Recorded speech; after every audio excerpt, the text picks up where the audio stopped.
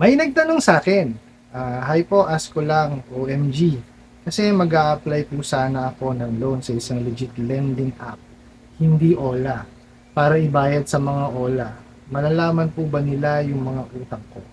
Okay, magandang tanong po yan. No? Ito po ang kasagutan ko dyan. No? Regardless po ito kung online lending, traditional lending, financing, or bank. Kung sila po ay membro ng CIC.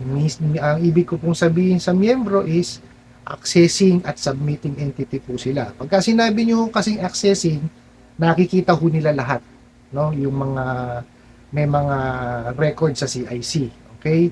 Pagka sinabi nyo naman po submitting, so sila po yung mga kumpanya na po pwede mag-submit ng pangalan ng may mga delinquente or past due sa kanila.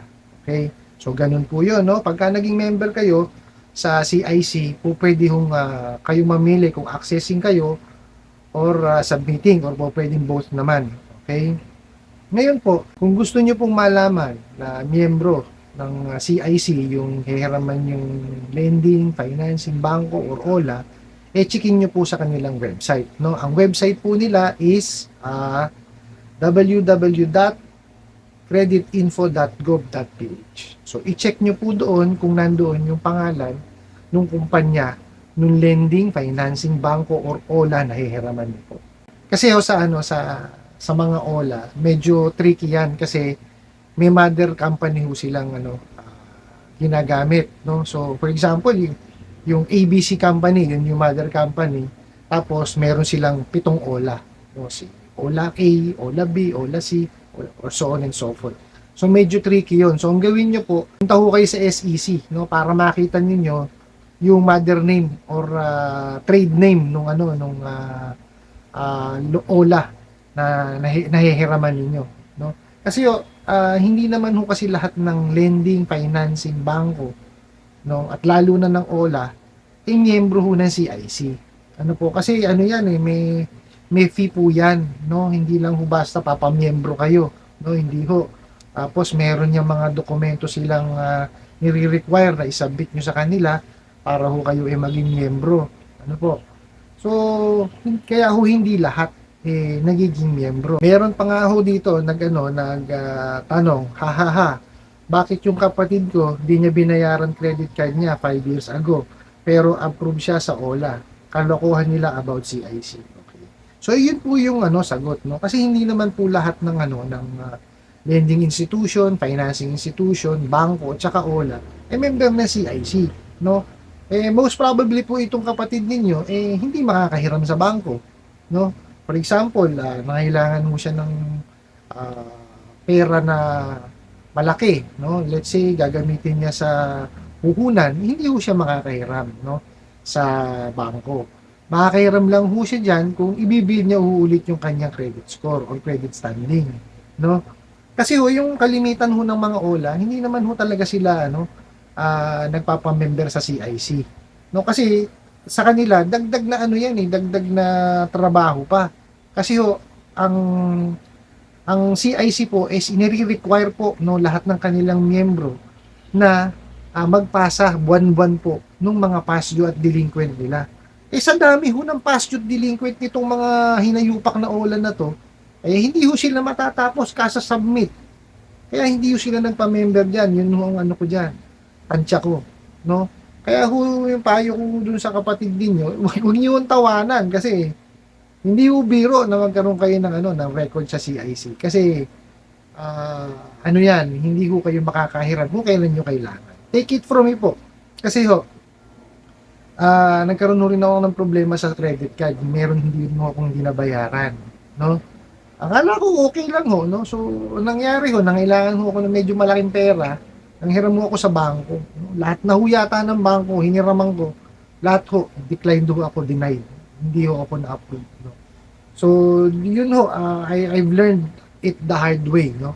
So, ang ginawa ko po is, kumbaga, nag-build ako ng ulit ng credit score ko, yung credit standing ko, binild ko ulit. No, paano ko siya ginawa? Nagbukas ako ng bank account, naglagay ako ng savings ko, pautay-utay, no? Hindi naman ho kailangan malaki.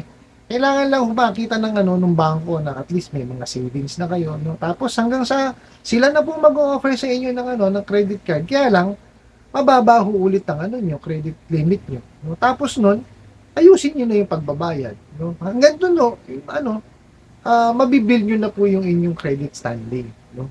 So, yun ho, ganun ho nangyari sa akin, no? Paunti-unti ho, nag-ipon ho ako, no? Nag-start ho ako sa 1,000, naging 1,500, 2,000. Hindi naman ho kailangan ganun kalaki. Pagka kasi ho nakita ng bangko yan na consistent kayong nag-iipon, ayan, offeran ho kayo ng ano, ng credit card, no? Tapos ho, pagka ano, ayusin niyo na lang ho yung gamit ng credit card niyo, huwag niyo na hong gayahin yung nakaraan. Ganun ho kasi ang ginawa ko. So, ayun, binabayaran ko ng maayos, hindi ho ako nagbabayad ng minimum payment, no? Kung ano ho yung nahiram ko, kung ano ho yung nabili ko, kuwari, nag-grocery ho ako, no? Let's say halagang 500 pesos. Meron ko ho yung 500 pesos. Pagka bumalik na ho yung ano ko, yung magandang credit standing ko, no? Dahil nga ho, ginawan ko siya ng ano, paraan at saka isinapuso ko na wag akong ma-delay. No, kasi second chance ko na eh. Ayoko nang ano masira pa ulit, no. So, yun ho, ganun ho sa CIC, no.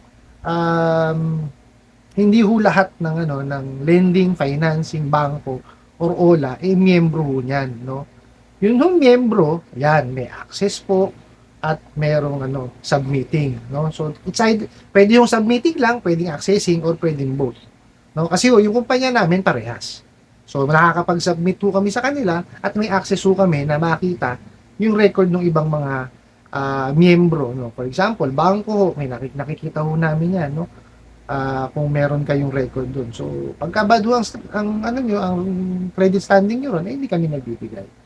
No, ganun po yung kalakaran sa CIC. So, wag niyo hong ano, wag niyo hong maliitin yung ano ng CIC kasi legit po 'yan. Talagang mahihirapan kayo. Take it from me po, nahirapan po ako. Ano po? I hope nasagot ko po itong katanungan na to, no, at nakatulong po sana. Maraming salamat po sa inyong pag-like, pag-share, pagko-comment po at pagtatanong, no. And kunin ko na rin po itong opportunity na to na imbitahan ho kayo na suportahan niyo po sana yung iba pa pong mga social media account sa YouTube, Facebook, and TikTok. Hanggang sa muli po, yun lang.